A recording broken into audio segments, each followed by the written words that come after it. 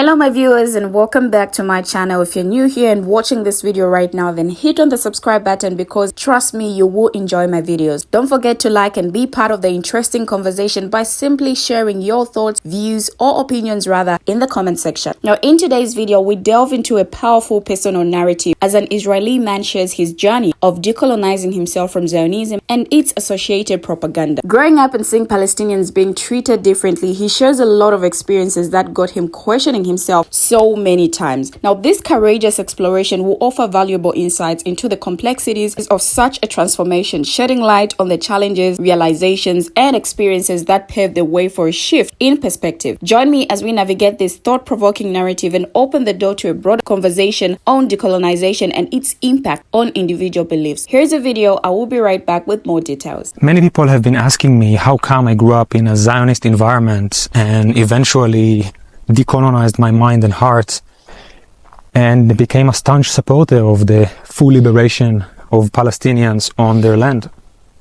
And so I'm going to tell you this story while we're taking a little walk here with the trees and the birds. It's going to be a bit long, but I feel like it's very, very, very important that I'm going to voice my story here because it's important to what's going on right now. So please, if you can, engage with it, listen to the end, share it as wide as you can, and let's make it count, and let's make it reach as many people and hearts as possible. Besides, what are you in a hurry somewhere? You're sitting and scrolling on TikTok, so I think we're good. I think the first meaningful instance that I can recall that I started becoming more aware of the Palestinian experience and the conflict is when I was very young, about 11 or 12. For context, I was born in Jerusalem and practically grew up in the Jewish quarter of the old city of Jerusalem because my grandparents lived there. And that day, I was walking down a street in the Muslim quarter with my cousin, who is, and still is today, from a family of staunch settlers in the West Bank. And we were walking down when suddenly my cousin sprints towards a Muslim child, our age, kicks him as hard as he could and runs away and disappears into the alleys. And I remember being utterly shocked and terrified. I was shocked because I could not fathom why would someone do something like that. Mind you, I was a child. I wasn't aware of practically anything. Why would someone do something like that to a child who did nothing to them, to a completely innocent child? And I was terrified because I'm in the middle of the Muslim quarter. I was afraid that people will recognize that I was somehow associated with him and come and hurt me. Somehow I unfroze eventually and I found my way back to my grandparents' house, where I met my cousin again. I don't remember the conversation that we've had particularly, but I do remember remaining traumatized and very shocked by this experience, very shocked. Years later, when I was 18, I went to enlist in the Israeli occupation forces. It's mandatory in Israel, and I served in artillery for 3 years. Back then, the way I justified it, even though I was already aware to a degree to the Palestinian struggle and to the occupation reality, the way I justified myself and this being in the army, like many other so-called liberal Israelis, was with the stance of, yes, there is problems, there is the Palestinian problem, there is some, extreme settlers who are making a mess. But after all, army is still necessary because our existence here is justified and we need to keep our borders, right? So I'm there, and among many other places, eventually I was serving in the West Bank, and we were manning this checkpoint. And every morning, very early in the morning, at like maybe 4 a.m., buses and buses of Palestinian workers that cannot find work in the West Bank and go work inside of the occupied territories of Israel were stopped at the checkpoint. All the workers go out, stand in line, people from all ages, from 15 to 70, just so they can be searched by these 18-year-old soldiers. They can shove their dirty hands into their food bags and check that they don't have something that they hide. That in and of itself raised a lot of questions for me even then. For once, what is the historical context that brought this particular reality to be? Why am I on the side of the searching and they are being searched? What is actually going on here? But I think there was one instance in particular that really shocked me to my core and was maybe the seed that propelled me eventually to completely decolonize my mind. One day, one morning, as I was walking towards the checkpoint to do my shift, as I was approaching, I saw an old Palestinian man, maybe in his 70s, hands tied behind his back, eyes covered, sitting on the floor while soldiers are beating him, laughing at him, humiliating him. And I came closer and asked them, like, what did he do? Like, back then I still had this occupier mentality of like, oh, he must have done something to deserve this, right? They didn't answer to me, they just laughed it off. And they kept him there for hours, until maybe 2-3 p.m. Needless to say, he didn't go to work that day. And I remember being utterly shocked and later reporting it to my superiors, reporting it to the commander. I don't remember the conversation we had exactly, but I do remember that he dismissed me in so many ways, and nothing was done about it. Nor was it done about any of the other many similar instances that I witnessed happening there, which is just one checkpoint out of hundreds. And that was more than 12 years ago, maybe 13 years ago. So a lot has happened since, and it just got worse.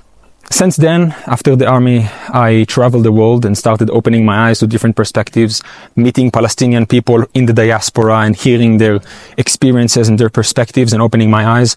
Obviously reading a lot, the works of Rashid Khalidi and the 100 Years' War of Palestine, ex-Israeli historians and academics such as Avi Shlaim and Ilan Pepe and their books, and doing a lot more work, inner work and research and study, and hearing more and more and more and opening up my heart to the pain and suffering of Palestinians under daily brutal occupation. But I think more than anything,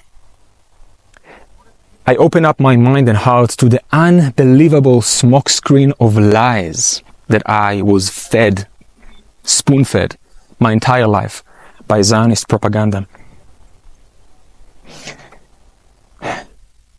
which eventually brought me to this point. There are many other anecdotes to this story, and many things happen in between of these two main events that I told you about, which I will keep sharing more and more in the future. But for now, I want to leave you with this. Thank you so much for listening to this.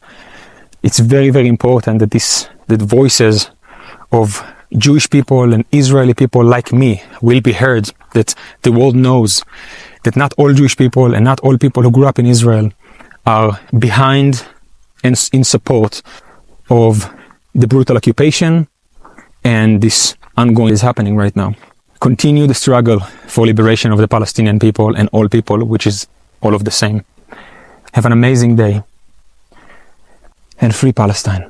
Now that we've delved into the compelling narrative of decolonization, let's navigate through the key takeaways and reflections. The journey shared in the video prompts us to examine the broader implications of decolonizing from ingrained ideologies. Now, it invites us to ponder on the power of self-reflection, critical thinking, and the importance of diverse perspectives in shaping our worldview. As we discuss these crucial aspects, we will explore how this personal narrative contributes to a broader dialogue about challenging ingrained beliefs and fostering understanding in a complex geopolitical context. So join me as we unpack the layers of this transformative narrative and contemplate its significance in the larger discourse on identity, ideology, and the pursuit of a more inclusive worldview. Now, building on the insights shared in the video, it's essential to consider the broader geopolitical landscape and its impact on personal beliefs. By examining historical events, cultural influence, and societal structures, people can better understand the context in which individuals grapple with decolonization. Additionally, exploring the role of media, education, and interpersonal relationships in shaping perspectives would deepen comprehension of the complexities involved. This multifaceted approach allows people to appreciate the nuances of decolonization and encourages a nuanced discussion that transcends individual narratives, fostering a more comprehensive understanding of the broader issues at hand. Now, when it comes to decolonizing from Zionism beliefs and propaganda, it involves a multifaceted process of self-reflection and critical examination. Individuals on this journey often confront deeply ingrained perspectives, navigating the complexities of their cultural, historical, and personal identities, just like how this man was explaining it in the video. Now, it begins with questioning the narratives that have shaped one's understanding of Zionism, scrutinizing historical events, and seeking alternative viewpoints. This process requires a willingness to challenge preconceptions and engage in open dialogue, both with oneself and others. Educational exploration plays a pivotal role as individuals delve into diverse sources of information to gain a more comprehensive understanding of the Israeli-Palestinian conflict, historical context, and the impact of propaganda. Engaging with multiple perspectives fosters a nuanced approach to complex geopolitical issues. Personal relationships and